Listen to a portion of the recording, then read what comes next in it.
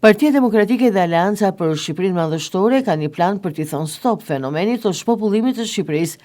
Kandidatja për deputete e qarku të Vlorës në logon e Partisë Demokratike, Monika Hasani Hoshafi, në një dalje publike në një nga lagjet e qytetit, theksoi se tragjedia e shpopullimit është shtrirë këmbkryq në çdo cep të Shqipërisë sonë. Sipas saj është dhimbje pafund gjithandej teksa lagjet e qytetit të Vlorës i shikon të pushatisura nga të rinjt. Kandidatja Hasani ngre pyetjen se kujt i intereson braktisja e Shqipërisë nga shqiptarët. Ndodhem në lagje centrale në rrugicën në cilën jam rritur. Është shumë e dhimbshme teksa ecë në rrugicat e lagjes time të fëmijërisë dhe nuk takoj më banor. Nuk ka as banor të vjetër, as banor të cilët jam rritur. Nuk je me do të flasësh, nuk je këtë përshëndesësh.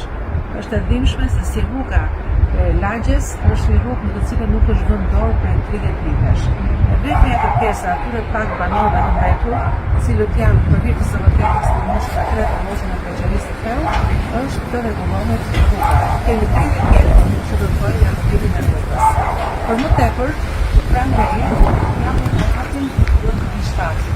Edhe në këtë pallat, kur kam pasur shoqet e mia, me të cilat luanin dhe kanë kujtime shumë të bukura të fëmijës. Po tashmë është në pallatin e braktisur.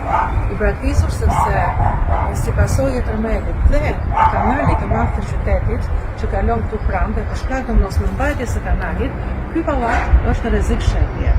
Banorët e kanë braktisur, por pushteti nuk ka marrë asnjë dorë. Kjo është Shqipëria e vërtet, Shqipëria pa shqiptar.